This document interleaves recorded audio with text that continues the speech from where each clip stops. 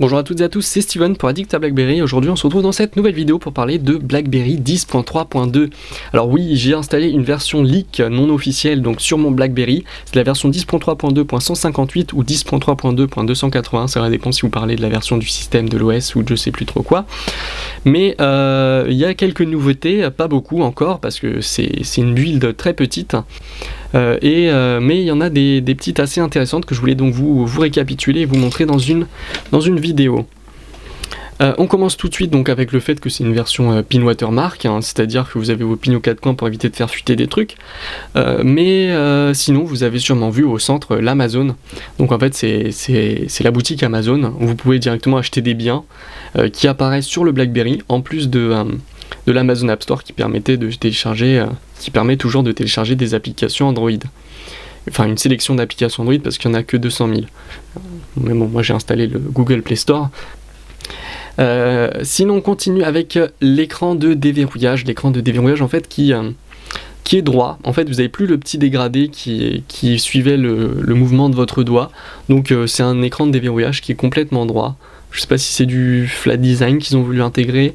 Je sais pas exactement. C'est un petit peu frustrant la première fois, mais on s'y habitue vite. On va sinon continuer dans le BlackBerry Hub, où là vous avez la possibilité maintenant d'ouvrir l'email associé à une pièce jointe. Donc si vous trouvez une pièce jointe et vous voulez ouvrir directement l'email associé à cette pièce jointe, vous l'aurez compris, il suffit de rester appuyé et puis cliquer sur ouvrir l'email associé. On continue avec les paramètres.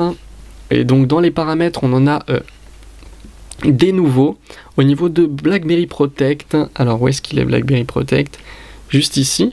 BlackBerry Protect vous permet donc de restaurer les données depuis un fichier de sauvegarde BlackBerry Protect que vous avez créé à partir d'un autre terminal, donc sous BlackBerry 7.1 ou antérieur. Donc c'était une fonctionnalité qui existait sous BlackBerry OS 7 et donc qui en quelque sorte est réintégrée dans BlackBerry 10.3.2.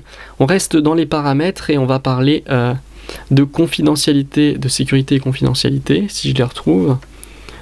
Sécurité et confidentialité, juste là, et donc on a l'apparition de serveurs LDAP et clé PGP, donc je vais vous montrer ça rapidement. Hop, et clé PGP, et donc je ne sais pas trop à quoi ça sert, mais je pense que c'est pour tout ce qui est BlackBerry Enterprise serveur à voir. Sinon, du côté du BlackBerry World, on a une petite amélioration au niveau des screens, enfin des aperçus en fait, et vous avez en fait un petit bouton fermé qui apparaît en bleu avant il apparaissait en gris, donc ça permet de le faire ressortir pour sortir des aperçus de l'application. Sinon on va faire un petit détour par le navigateur internet. Trois petites nouveautés, la navigation privée qui s'ouvre dans une nouvelle application, dans une nouvelle Active Frames en fait, qui vous permet rapidement et facilement de naviguer en privé sans que vos informations de navigation soient sauvegardées. Sinon on a une petite amélioration du HTML5, on fait un petit HTML5 test et le score est de roulement de tambour 466 sur 555. Nouveauté également trouvée située au niveau du reader, donc quand vous ouvrez un article, pour ceux qui ont un clavier, vous maintenez la touche R et vous pouvez donc lire l'article. BBN Beta, BlackBerry aux petits soins pour iOS, par Kevin B. Commentaire. Donc ça permet de lire l'article, très pratique pour les malvoyants ou ceux qui ont des petits problèmes de vue comme moi et qui portent des lunettes. Et sinon, si vous avez la flemme en fait de lire un article, votre BlackBerry le lit pour vous. Pas la flemme ou pas le temps, ça dépend. Sinon, on peut faire un petit tour du côté du calendrier. Et donc là, si vous ajoutez un événement, vous avez la possibilité en fait de définir le fuseau horaire de l'événement, juste là, ce qui vous permettra, si vous suivez un événement en Chine, aux États-Unis ou autre, de pas qu'il soit vraiment à la bonne heure du fuseau horaire de votre téléphone. Donc vous n'aurez pas d'heure d'avance ni d'heure de retard. Tout sera parfait. Vous n'aurez pas besoin de faire le calcul surtout.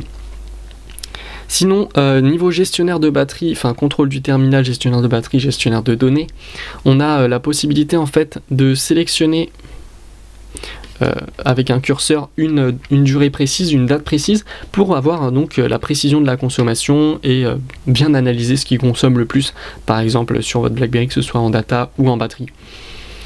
Je pense que j'ai fait le tour. Non, il reste les contacts locaux qui sont en fait séparés de tous les contacts. Donc avant c'était dans le même panier et on n'avait pas de différence. Donc ça permet de savoir quels contacts sont enregistrés sur votre téléphone pour les modifier, les supprimer, etc. Donc je pense que j'ai fait le tour des nouveautés sur BlackBerry 10.3.2. C'est une version qui n'est pas encore définitive, mais qui devrait donc continuer d'être améliorée. Et puis on vous tiendra au courant bien sûr sur Addict à BlackBerry.